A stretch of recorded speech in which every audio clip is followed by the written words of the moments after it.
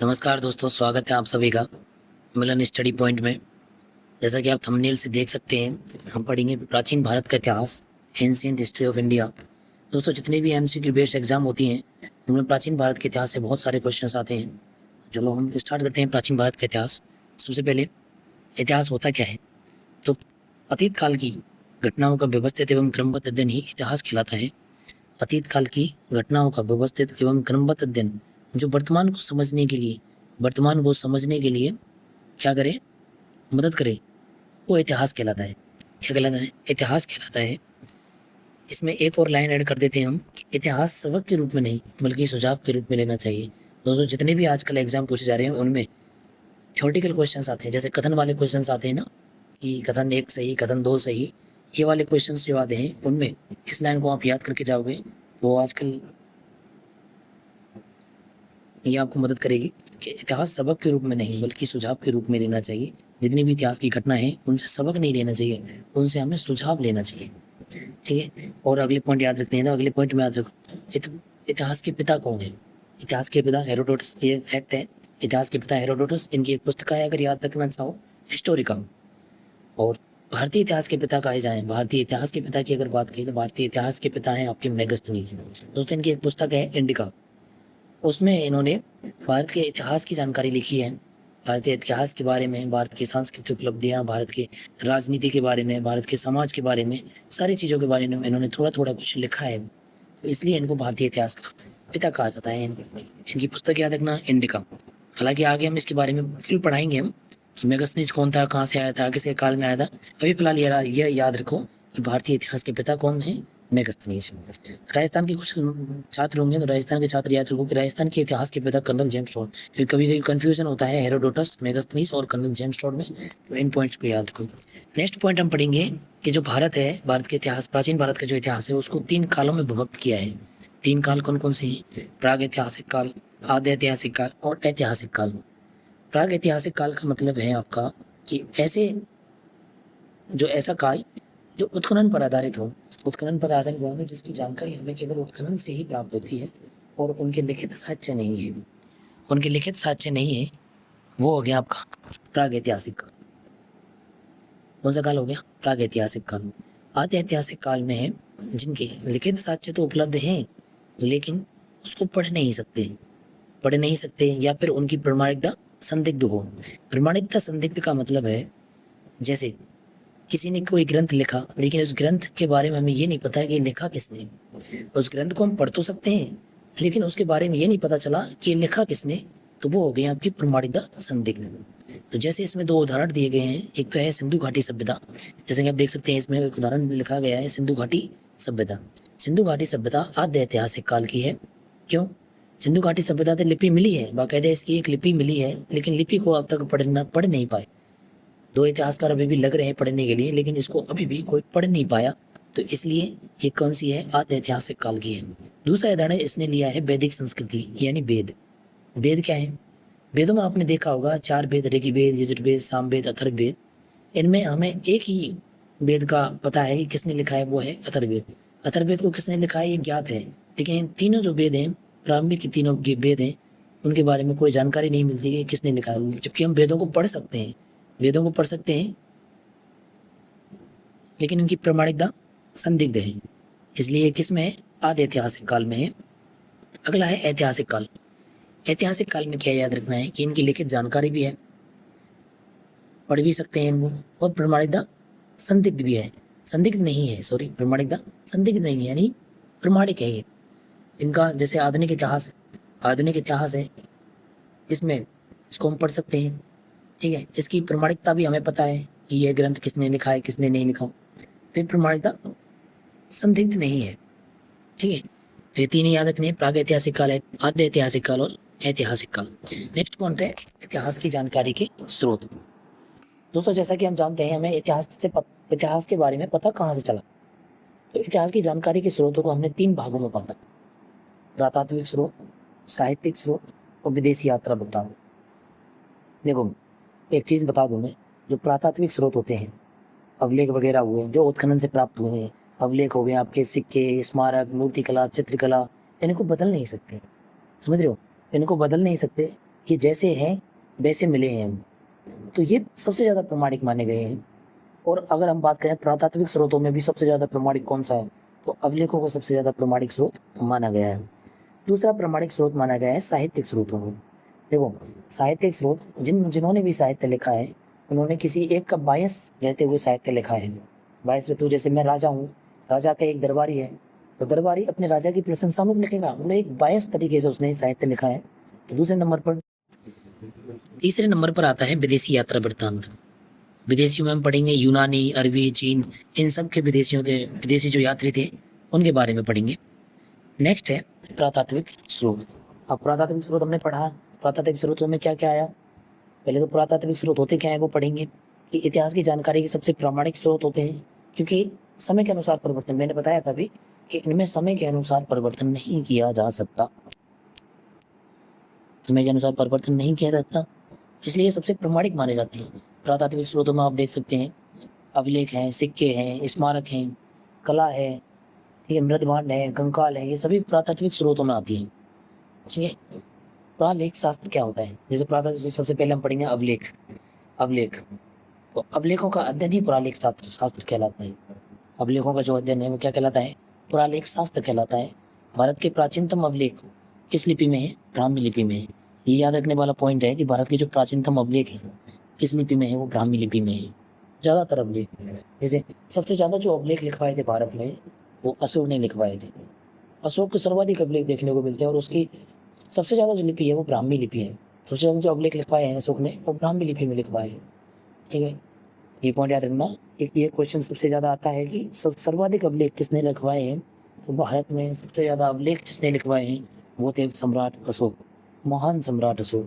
ठीक है, जब मौर्य काल हम पढ़ेंगे तो मौर्य काल में हम सम्राट अशोक के बारे में पढ़ेंगे, सम्राट अशोक के सारे अभिलेख पढ़ेंगे, कौन कौन से अभिलेख हैं इसके, शिलालेख है, स्तंभ लेख है, कौन कौन से सारे अभिलेख पढ़ेंगे, बहुत सारे अभिलेख लिखे हैं इन्होंने। ठीक है, लिपि भी एक नहीं है, लेकिन सर्वाधिक जो अभिलेख लिखे हैं वो ब्राह्मी लिपि में लिखे हैं। कुछ प्रमुख अभिलेख हम देख लेते हैं यहाँ।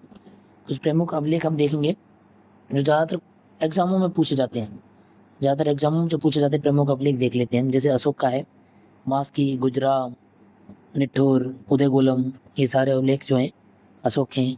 समुद्रगुप्त का याद रखना, प्रयाग प्रशस्ति, समुद्रगुप्त की कौन सी है, प्रयाग प्रशस्ति है। खारवेल का है हाथी गुम्फा अभिलेख, खारवेल का हाथी गुम्फा अभिलेख। पुलकेशन द्वितीय का ऐहोल अभिलेख। रुद्रदामन का है जूनागढ़ अभिलेख। और चंद्रगुप्त द्वितीय विक्रमादित्य, ये गुप्त वंश के सबसे प्रतापी शासक माने जाते हैं चंद्रगुप्त द्वितीय विक्रमादित्य, उनका है मेहरौली लौह स्तंभ।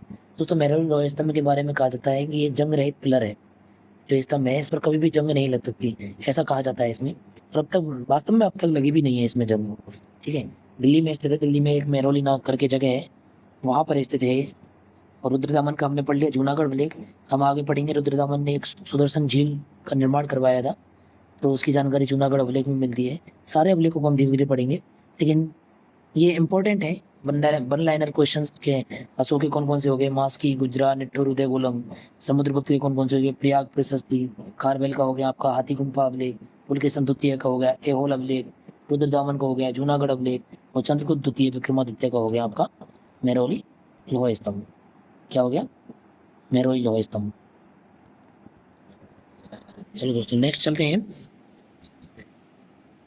नेक्स्ट है अपना कि सिक्के। अभिलेख पढ़े, यानी हम पढ़ रहे हैं इतिहास की जानकारी के स्रोत। इतिहास की जानकारी के स्रोत में हम पढ़ रहे हैं पुरातात्विक स्रोत। पुरातात्विक स्रोतों में हमने पहली चीज पढ़ ली क्या, अभिलेख। दूसरा पढ़ेंगे हम सिक्के।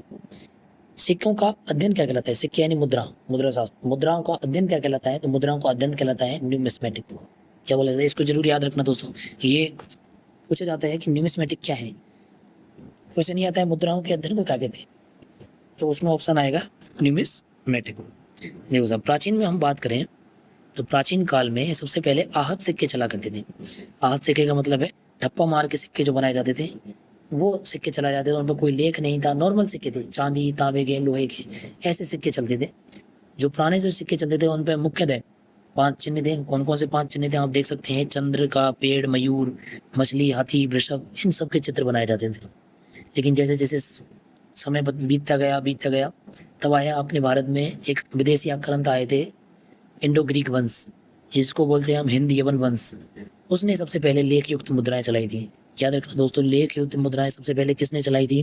तो हिंद यवन वंश के द्वारा जारी की गई थी लेख युक्त मुद्राएं। ठीक है, अभी चलते हैं हम, प्रथम स्वर्ण मुद्राएं किसने जारी की? कुषाण वंश के शासक आए थे। कुषाण वंश भी हम आगे पढ़ेंगे। कुषाण वंश का शासक था बिम्बकडफेसस। तो बिम्बकडफेसस ने सबसे पहले स्वर्ण मुद्राएं चलाई थी। बिम्बकडफेसस ने क्या चलाई थी? स्वर्ण मुद्राएं चलाई थी। सर्वाधिक मुद्राएं पूछे, सर्वाधिक मुद्राएं पूछे तो वो है मौर्योत्तर काल की। सर्वाधिक मुद्रा पूछे वो है मौर्योत्तर काल की। लेकिन अगर पूछे सर्वाधिक स्वर्ण मुद्राएं कहाँ की हैं, तो गुप्त काल की हैं। गुप्त काल में जो स्वर्ण मुद्राएं हुआ करती थी उनको दीनार कहा जाता था। क्या कहा जाता था? दीनार कहा जाता था। सर्वाधिक स्वर्ण मुद्राएं पूछे तो गुप्त काल है, सर्वाधिक मुद्राएं पूछे तो मौर्योत्तर काल है। देखो, कंफ्यूज नहीं होना है, एक सिस्टमेटिक क्रम से आप याद रखेंगे तो उसमें आपको आसानी रहेगी। जैसे प्राचीनतम काल में जो सिक्के चलते थे वो हाथ सिक्के चलते थे। फिर आया इंडो ग्रीक वंश यानी हिंद यूनान वंश आया, उसने सबसे पहले लेख युक्त मुद्राएं चलाई थी। उसके बाद आया कुषाण शासक। कुषाण शासक था बिम्बकडफेसस, उसने स्वर्ण मुद्राएं चलाई थी। सबसे पहले स्वर्ण मुद्राएं चलाई थी। फिर दो क्वेश्चन इनमें कंफ्यूज नहीं होना है कि सर्वाधिक स्वर्ण मुद्राएं और सर्वाधिक मुद्राएं। सर्वाधिक मुद्राएं मिली है मौर्योत्तर काल से, लेकिन सर्वाधिक स्वर्ण मुद्राएं मिली है गुप्त काल से। ये चीजें याद रखनी है। ठीक है, नेक्स्ट चलते हैं आपका स्मारक। मुद्राएं हो गई, अभिलेख हो गए। अब पढ़ेंगे हम स्मारक यानी भवन। भवन हो, मंदिर हो, मूर्ति कलाएं हो, ये सभी पढ़ेंगे। तो हम जानते हैं कि मंदिर की 3 शैलियां विकसित हुई थी। 3 शैलियां विकसित हुई थी, वो थी नागर शैली, बेसर शैली, द्रविड़ शैली। ये 3 शैलियां थी। ठीक है, नागर शैली जो थी वो उत्तर भारत में थी। उत्तर भारत में इसका जो क्षेत्र था वो हिमालय से विंध्याचल पर्वत तक था। जैसे कि हम देख सकते हैं, हिमाचल से विंध्याचल पर्वत तक इसका क्षेत्र माना जाता है। ठीक है, और इसका सर्वाधिक विस्तार भी याद रखना। देखो ये क्वेश्चन, ये एक एक लाइन में जितने, इस लाइन में जितने भी क्वेश्चन है ना, इस लाइन में जो कुछ भी लिखा है उन सबसे कम से कम बहुत बार रिपीटेडली क्वेश्चन पूछे जा रहे हैं। ठीक है, जैसे नागर शैली पॉइंट पॉइंट हर लाइन में क्वेश्चन है। कहाँ की है? उत्तर भारत की है। कहाँ से कहाँ तक विस्तार है इसका? हिमालय से विंध्याचल तक विस्तार है। ठीक है, सर्वाधिक विकास किस काल में हुआ था? सर्वाधिक विकास हुआ था इसका गुप्त काल में। किस काल में? गुप्त काल में सर्वाधिक विकास हुआ था। और नागर शैली की एक उपशैली पढ़ी जाती है पंचायतन शैली। आगे जाके पढ़ेंगे हम नागर शैली, पंचायतन शैली के बारे में। जब हम गुप्त काल पढ़ेंगे ना, तो गुप्त काल में ही सर्वाधिक विकसित हुई थी शैली। तो गुप्त काल में नागर शैली के बारे में, नागर शैली के जितने भी मंदिर हैं उन सब के बारे में पढ़ेंगे। तो हाँ, फिलहाल तो ये याद रखो कि उत्तर भारत के हिमालय से विंध्याचल पर्वत तक इसका विस्तार है और सर्वाधिक विकास इसका गुप्त काल में हुआ था। ठीक है, पंचायतन शैली इसकी उपशैली है। दूसरी है मध्य भारत में आ जाओ। मध्य भारत ये देख रहे हो आप, ये जो मध्य भारत है, ये मध्य भारत। मध्य भारत में थी आपकी बेसर शैली। मध्य भारत में कौन सी थी? बेसर शैली। बेसर शैली जो विंध्याचल पर्वतमाला से कृष्णा नदी के जो क्षेत्र है वहाँ इसका विस्तार था। इसका विस्तार सबसे ज्यादा हुआ था राष्ट्रकूट वंश में। राष्ट्रकूट वंश आप देख, यहाँ मेंशन है राष्ट्रकूट वंश।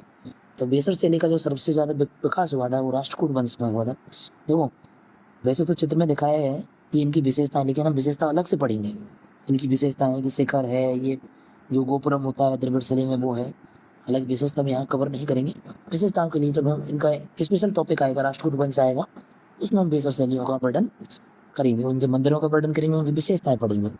फिलहाल तो एक पॉइंट याद रखो कि मध्य भारत की है, विंध्याचल से कृष्णा नदी तक विस्तार है इसका, और राष्ट्रकूट वंश में इसका सर्वाधिक विकास हुआ है। अगली है तीसरे नंबर की द्रविड़ शैली। द्रविड़ शैली में याद रखना है दक्षिण भारत की है। कहाँ की है? दक्षिण भारत की है। दक्षिण भारत में जो कृष्णा नदी है, कृष्णा नदी से लास्ट कन्याकुमारी तक है, फैली हुई है। ठीक है, इसका विस्तार है और सर्वाधिक विकास देखो दक्षिण में हुए थे चोल, चेर, पांड्या, पल्लव। तो पल्लव और चोल वंश के काल में इसका सर्वाधिक विकास हुआ था। पल्लव और चोल के काल में इसका सर्वाधिक विकास माना जाता है। ठीक है, ये हो गया आपके तीनों शैलियां, नागर, बेसर और द्रविड़। अब चले हम मूर्ति कला पर। मूर्ति कला की क्या क्या शैलियां थी? ये तो हो गए भवन निर्माण की, यानी मंदिर बने थे, भवन बने थे, वो कैसे थे। लेकिन हम चले मंदिरों में जो मूर्तियां थी वो कैसी थी। तो मूर्तियों में 2 शैलियां हम पढ़ेंगे, 2 नहीं होने को तो 3 है। गांधार है, मथुरा है, अमरावती है। 2 मुख्य थे, गांधार और मथुरा।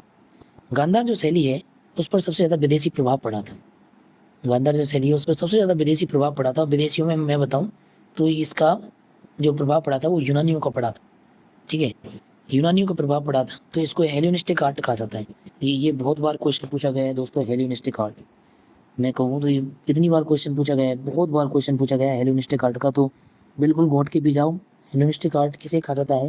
हेलेनिस्टिक आर्ट कहा जाता है किसको? गांधार कला को। पूछे गांधार जो कला है वो मुख्यतः किसको समर्पित है? तो बौद्ध धर्म में समर्पित है, यानी जिसकी जितनी भी मूर्तियां हैं, सर्वाधिक मूर्तियां हैं इसमें बौद्ध धर्म से संबंधित हैं। किसमें किसमें सर्वाधिक मूर्तियां बौद्ध धर्म से संबंधित? गांधार कला में।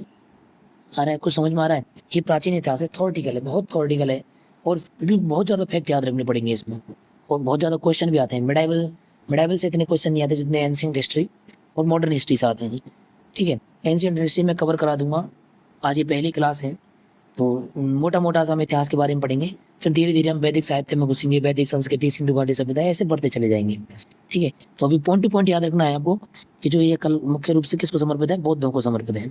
ठीक है, मथुरा की बात करें तो मथुरा स्वदेशी है।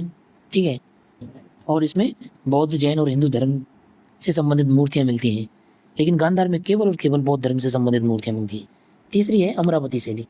तीसरी कौन सी है? अमरावती शैली। जैसा कि हम नीचे देख सकते हैं, नीचे देख रहे होंगे आप, अमरावती शैली। अमरावती शैली स्वदेशी है, और इसकी विषय वस्तु हिंदू बौद्ध किसी भी में हो सकती है। ठीक है, हिंदू बौद्ध किसी में भी हो सकती है। ये हो गई आपकी तीन शैलियाँ याद रखनी है। तो गांधार है, मथुरा है, और आपकी अमरावती शैली है। हेलेनिस्टिक आर्ट बहुत बहुत बहुत इंपॉर्टेंट है, बहुत इंपॉर्टेंट है, इसको याद रखना है। ठीक है, नेक्स्ट चलेंगे हम चित्रकला पर। देखो सीक्वेंस वाइज पढ़ रहे हैं हमने पढ़ा इतिहास की जानकारी के स्रोत पढ़ रहे थे। स्रोतों में हमने पढ़ा पुरातात्विक स्रोत। पुरातात्विक स्रोतों में सबसे पहले पढ़ा था हमने अभिलेख, फिर पढ़े थे हमने सिक्के, सिक्कों के बाद पढ़े थे हमने स्मारक। स्मारक पढ़े थे कि नहीं पढ़े थे? ठीक है, सिक्के मुद्राएं पढ़ी थी, स्मारक पढ़े थे, और स्मारक भवन बोल रहे उनको। ठीक है, उनके बाद हमने मूर्तिकला शैलियां पढ़ ली, फिर हम पढ़ेंगे चित्रकला। चित्रकला की बात करें, चित्रकला होता है, चित्र होते क्या है? तो मानवीय जो मनोभाव होते हैं उनको अभिव्यक्त करना ही चित्र होता है। जैसे मानव के मन में जो भी बात आई उसने चित्र के माध्यम चित्र बना दिया उसी भाव पे, तो वो क्या हो गया? चित्रकला हो गई। ठीक है, तो प्रमुख प्रमुख जगह बता दूं जहां से प्राचीन चित्र मिले हैं। जैसे भीमबेटका है, भीमबेटका है मध्य प्रदेश में है भीमबेटका। वहां से भारत की सबसे प्राचीनतम गुफा है। कितनी है? सबसे प्राचीनतम गुफा है। इसके बारे में याद रखना है कि 2003 में इसे यूनेस्को विश्व धरोहर सूची में शामिल किया गया था। सन 2003 में इसे यूनेस्को विश्व धरोहर सूची में शामिल किया गया था भीमबेटका। दूसरी याद रखना अजंता, अजंता, एलोरा, बाग की गुफा, इनको याद रखना। भीमबेटका इसलिए याद रखनी है क्योंकि इसको 2003 में यूनेस्को में शामिल किया गया था। अजंता, एलोरा, बाकी गुफा इसलिए याद रखनी है, बहुत इंपॉर्टेंट है, इसमें बहुत सारे चित्र देखने को मिलेंगे। जिस देखो आप देख रहे हो अजंता, अजंता कहाँ है? महाराष्ट्र में। महाराष्ट्र में एक औरंगाबाद करके जगह पड़ती है, वहाँ है ये अजंता और एलोरा, दोनों महाराष्ट्र में है, महाराष्ट्र के औरंगाबाद में। ठीक है, एक तो याद रखना है इसमें कि अजंता में कितनी गुफाएं हैं? 29 गुफा। कितनी गुफाएं हैं? 29 गुफा। इसको 1983 में यूनेस्को में मिलाया गया था, और इसके मुख्य चित्र भले याद मत रखो, क्योंकि हम अजंता जब पढ़ेंगे ना स्पेशली, तो अजंता के सारे चित्रों को वर्णन करेंगे कि गुफा नंबर 1 से क्या मिला है, गुफा नंबर 2, 3, 16, 17, 18 इनसे क्या क्या चीज़ मिली है, वो सारी चीज़ पढ़ेंगे। ठीक है, तो अभी याद रखना है अजंता में महाराष्ट्र में है, और इसमें 29 गुफाएं मिली हैं, और 1983 में इसे यूनेस्को में शामिल किया गया है। एलोरा की हम बात करें तो एलोरा यह भी औरंगाबाद महाराष्ट्र से मिली है। इसमें 34 गुफाओं का समूह है। कितनी गुफाएं हैं? 34, और ये अजंता के साथ ही 1983 में यूनेस्को में मिलाई गई थी। ठीक है, अगला चले हम बाग की गुफा। बाग की गुफा मध्य प्रदेश में है। बाग की गुफा कहाँ है? मध्य प्रदेश में। मध्य प्रदेश में एक नदी है बागनी नदी, बागनी नदी के किनारे पर ये गुफाएं हैं, और बागनी नदी के नाम पर ही इसकी उनका नाम पड़ गया गुफाओं का, बाग की गुफा। ठीक है, इसमें 9 गुफाएं हैं, और इसमें जो मुख्य चित्र हैं हाथी गुफा है, रंगमहल है। ठीक है, ये सारे चित्र देखने को मिलते हैं।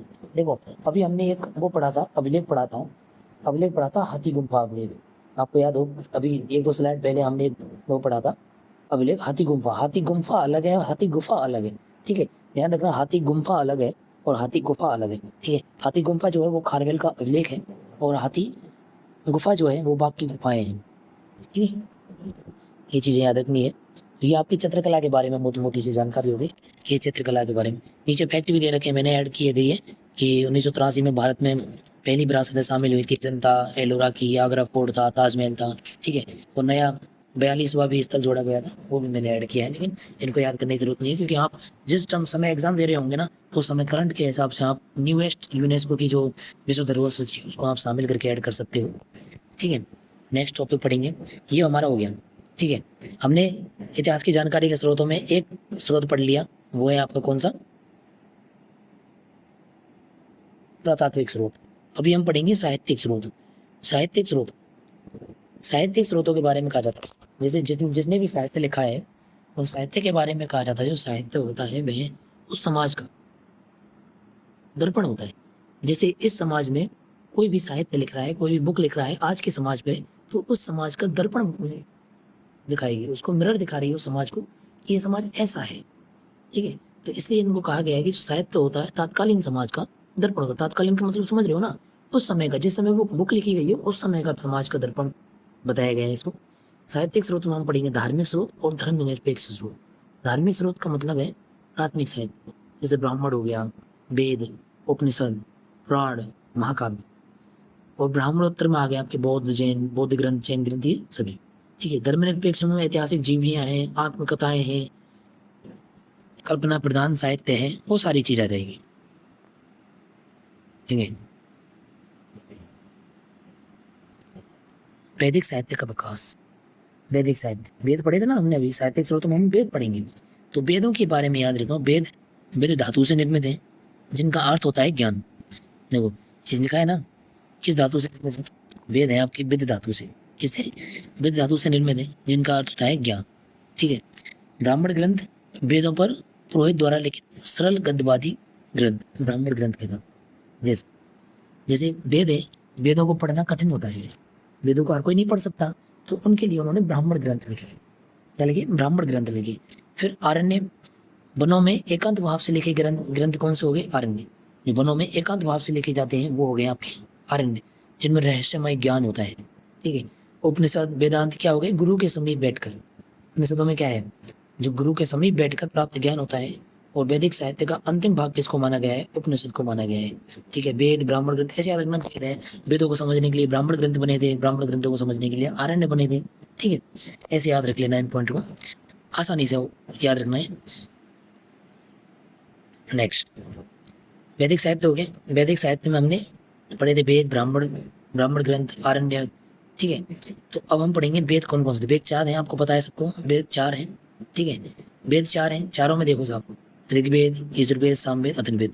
काल के अनुसार है ऋग्वेद, यजुर्वेद, सामवेद, अथर्ववेद। सबसे नया जो है वेद वो अथर्ववेद है। ठीक है, अथर्ववेद है, अथर्ववेद। जैसो देखो, मैंने पहले एक बात कही थी कि हमें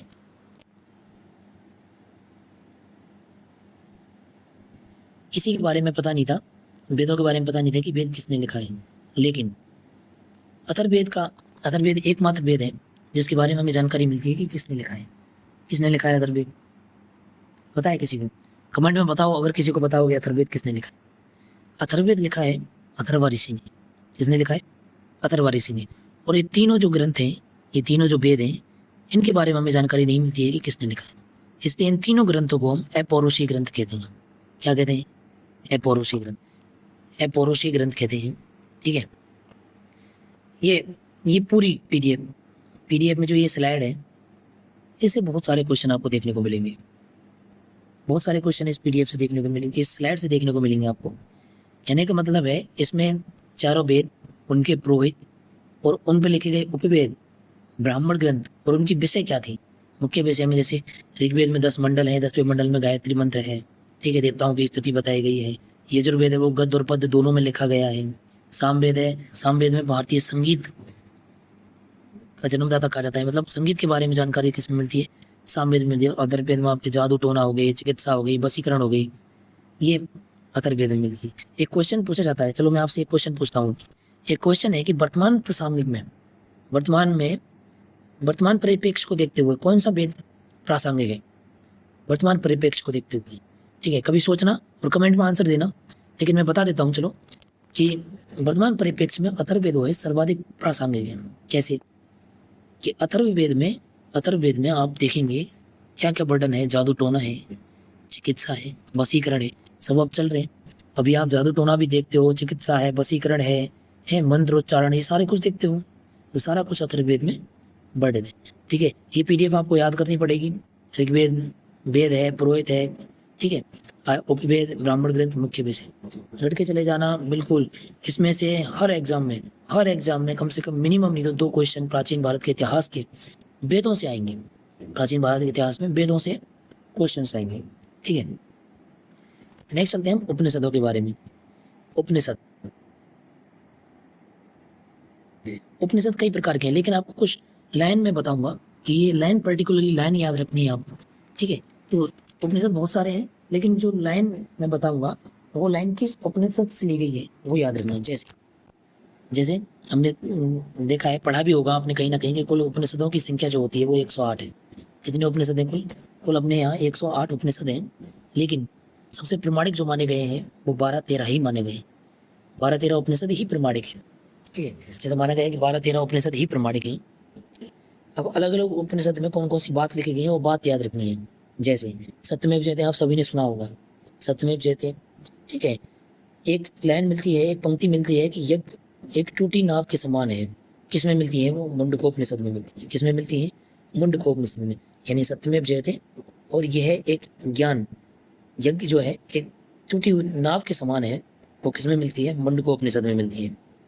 उधर देखो साहब छांदोग्य उपनिषद, छांदोग्य उपनिषद देखो क्या क्या चीज मिल रही है। छांदोग्य उपनिषद में हो गया आपका अहिंसा, अहिंसा का प्रथम बार उल्लेख किसमें मिला था? छांदोग्य उपनिषद में, ठीक है। देव की पुत्र कृष्ण का उल्लेख सर्वप्रथम किसमें मिला? छांदोग्य उपनिषद में। इतिहास तो जो पंचम वेद है उसको छांदोग्य उपनिषद को कहा जाता है। इतिहास में हमने 4 वेद पढ़े, ऋग्वेद, सामवेद, यजुर्वेद, अथर्ववेद, 4 वेद पढ़े, लेकिन 5वां वेद किसे कहा जाता है? वो छांदोग्य उपनिषद को कहा जाता है, क्योंकि छांदोग्य उपनिषद से बहुत सारी जानकारी मिलती है, ठीक है। हालांकि जो मेन पॉइंट बताए हैं मैंने, तो जो एग्जामों में आते हैं जो रिपीटेडली एग्जाम में आते हैं वो क्वेश्चन मैंने बताया आपको। अहिंसा का प्रथम बार उल्लेख किसमें हुआ था? छांदोग्य में। देवी पुत्र कृष्ण का उल्लेख किसमें हुआ था? छांदोग्य में, ठीक है। अब पढ़ते हैं बृहदारण्यक उपनिषद। बृहदारण्यक उपनिषद में देखो साहब, इसमें प्रसिद्ध याज्ञवल्क्य और गार्गी का संवाद है। गार्गी एक छोटी बच्ची थी। गार्गी और याज्ञवल्क्य में क्या होता है? याज्ञवल्क्य कहता है कि मेरे से कोई शास्त्रार्थ नहीं कर सकता। शास्त्रार्थ जानते हो ना? शास्त्रार्थ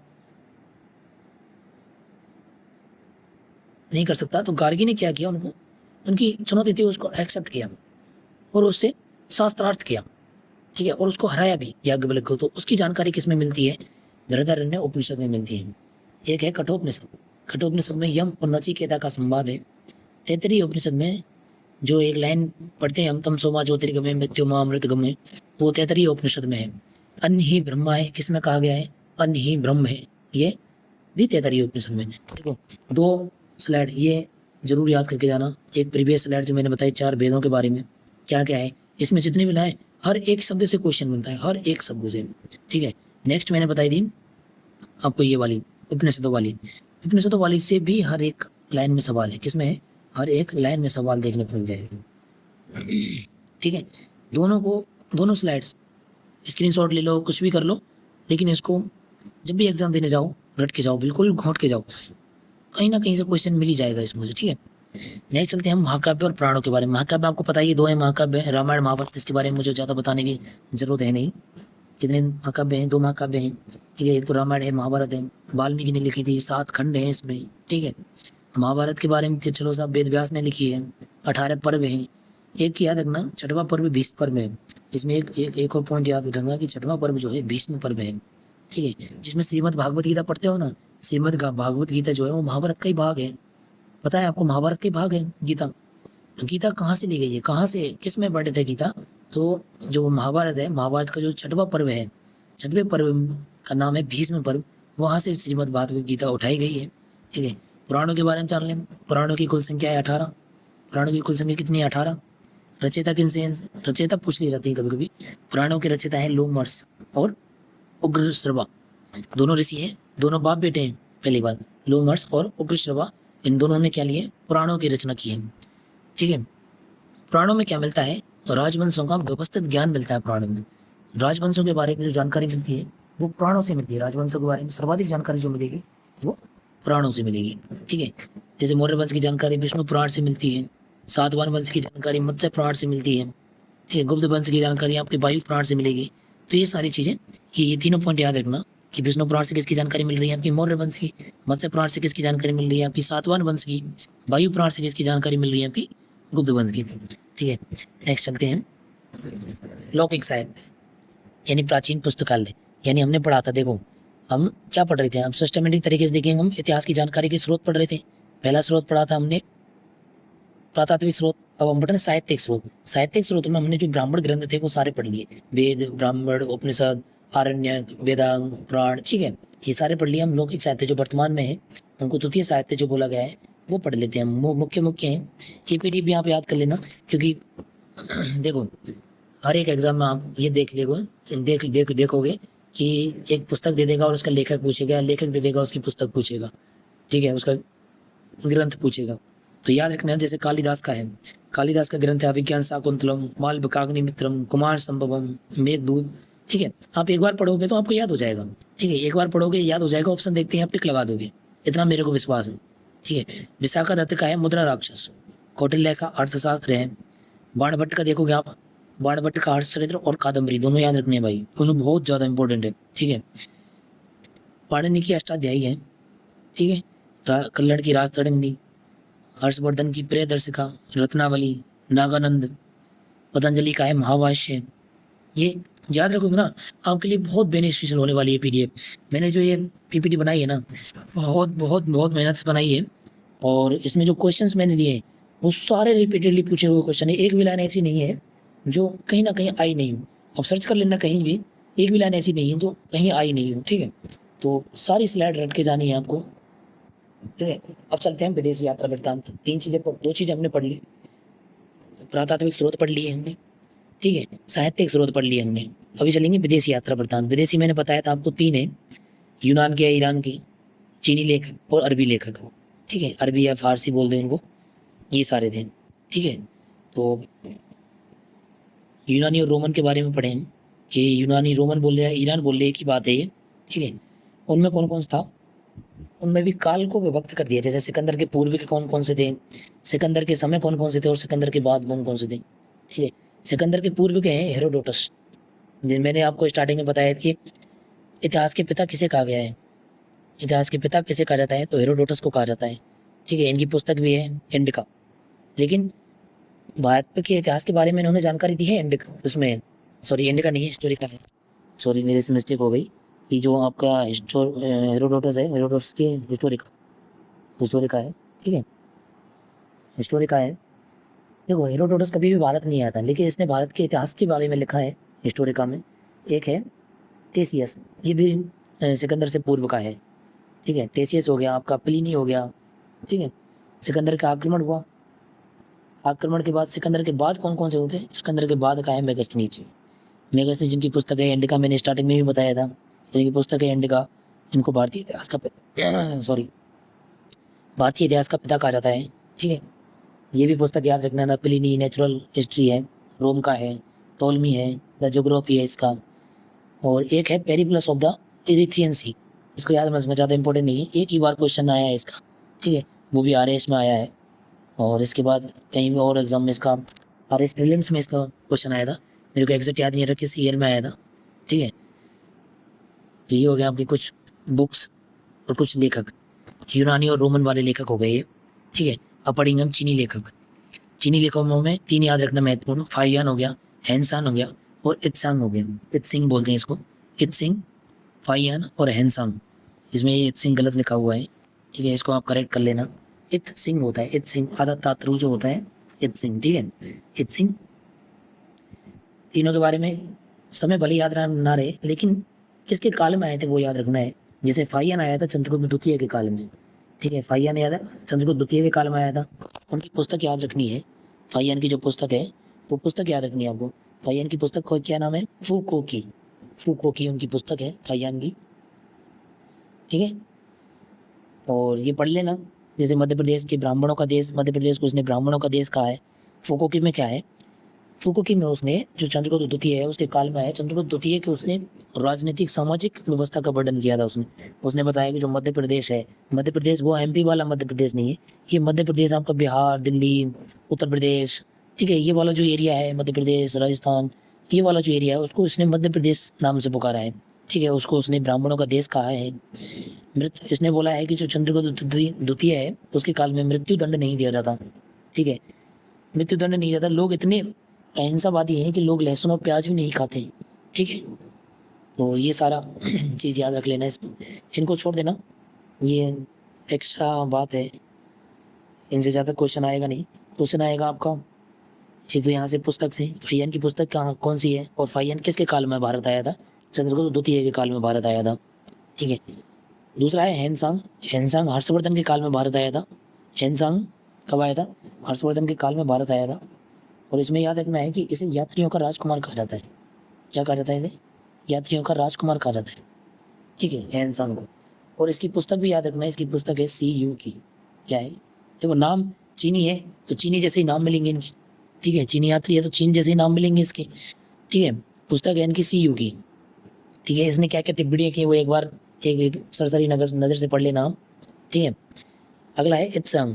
इत्सिंग इत्सिंग की पुस्तक है काओ सिंग चुआंग। भाई देख, नाम चीन के नाम ऐसे ही मिलेंगे आपको। काओ सिंग चुआंग। ठीक है, इनकी पुस्तक है काओ सिंग चुआंग, ये भी याद रख लेना। तो 3 हमने चीन के लेखक पढ़ लिए, फाहियान हो गया, हैनसांग हो गया, इत्स्यांग हो गया। ठीक है, नेक्स्ट पढ़ेंगे हम कौन से लेखक? अरबी और फारसी जो लेखक आए थे। अरबी फारसी लेखक में अलबरूनी। अलबरूनी के बारे में सबसे ज़्यादा पढ़ना। अलबरूनी बहुत बार क्वेश्चन आ चुका है, बहुत ज़्यादा क्वेश्चन पूछा जाता है अलबरूनी के बारे में और सुलेमान के बारे में।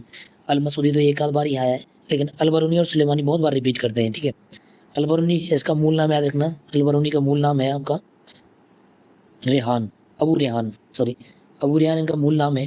ठीक है, ये ख्वारिज़्म के रहने वाले हैं और महमूद गजनवी का दरबारी लेखक था ये। ठीक है, ये दरबारी लेखक किसका था ये भी क्वेश्चन पूछा जाता है। ठीक है, ये चारों लाइन है ना, ये चारों लाइन में से इसके बारे में क्वेश्चन पूछा जाता है अलबरूनी के बारे में। अलबरूनी का मूल नाम क्या था? अबू रेहान, ख्वारिज़्म का रहने वाला था, महमूद गजनवी का दरबारी लेखक था। ठीक है, इसकी महान किताब थी एक किताब उल हिंद, जिसको बोला गया तहकीक हिंद। क्या बोला गया? तहकीक हिंद। ठीक है, अरब का है तो अरबी भाषा में ही होगी ऑब्वियसली। ठीक है, इसका महत्व क्या है? तो ये एक पक्षपात रहित बुक मानी गई है। ऐसा माना गया है कि इसमें किसी भी वंश का, किसी भी राजा का पक्षपात नहीं किया इसने। ठीक है, अनुवाद देख लेना इसका, हिंदी में अनुवाद किसने किया है? रजनीकांत शर्मा ने किया है हिंदी में। अंग्रेजी में अनुवाद किया है एडवर्ड चाउ ने। ठीक है, एक सुलेमान ही है। सुलेमान आया था जो आपके क्या है, आपके प्रतिहार वंश का शासक है मेर भोज। प्रतिहार देखो यहाँ लिखा हुआ है, मैं भूल गया था, लिखा हुआ है यहाँ प्रतिहार वंश का शासक था मिहिर भोज। मिहिर भोज के काल में आया था। ठीक है, और राष्ट्रकूट नरेश अमोघ वर्ष दोनों के। देखो उस टाइम 2 वंश चल रहे थे भारत में। दक्षिण भारत में चल रहा था राष्ट्रकूट वंश और एक चल रहा था प्रतिहार वंश। ठीक है, तो प्रतिहार का राजा था उस समय मिहिर भोज और आपका राष्ट्रकूट का राजा था अमोघ वर्ष। उसके समकालीन था ये, उसके समय भारत आया था। और अगला है अलमसूदी। अलमसूदी बगदाद का रहने वाला है और पाल नरेश, पाल वंश के राजा थे महिपाल, उनके समय में ये आया था। तो देखो हमने बहुत सारी चीज़ें आज कंप्लीट की हैं। कहाँ से पढ़ा था हमने? इतिहास पढ़ा था। इतिहास कहते किसे हैं? इतिहास के काल पढ़े, इतिहास को जानकारी के स्रोत पढ़े। इतिहास की जानकारी के स्रोत में हमने पढ़ा क्या? पुरातात्विक स्रोत, ठीक है, साहित्यिक स्रोत और विदेशी यात्रा वृत्तांत, ये सारी चीज़ें पढ़ी। ठीक है, और सभी चीज़ों में एक एक चीज़ मैंने खुल के बताई है आपको। सारे स्लाइड्स हैं वो आप स्क्रीनशॉट ले लेना या फिर मेरे को मैसेज कर देना, कमेंट में मैसेज कर देना, मैं आपको बता दूंगा कि पीडीएफ कहाँ से मिलेगी। ठीक है, एग्जाम से पहले ज़रूर पढ़ के जाना है। ठीक है, नेक्स्ट क्लास में हम पढ़ेंगे इसके आगे के टॉपिक्स पढ़ेंगे। हम शायद वैदिक संस्कृति स्टार्ट करेंगे, प्राचीन सभ्यता वैदिक संस्कृति में से एक टॉपिक स्टार्ट करेंगे। ठीक है, तो आज के लिए बस इतना ही। बहुत बहुत धन्यवाद। बड़ों का सम्मान करें, छोटों को प्यार दें और अपना व्यक्तित्व इस प्रकार से विकसित करें कि पुरुष और महिलाएं आपके साथ सुरक्षित महसूस करें। Thank you.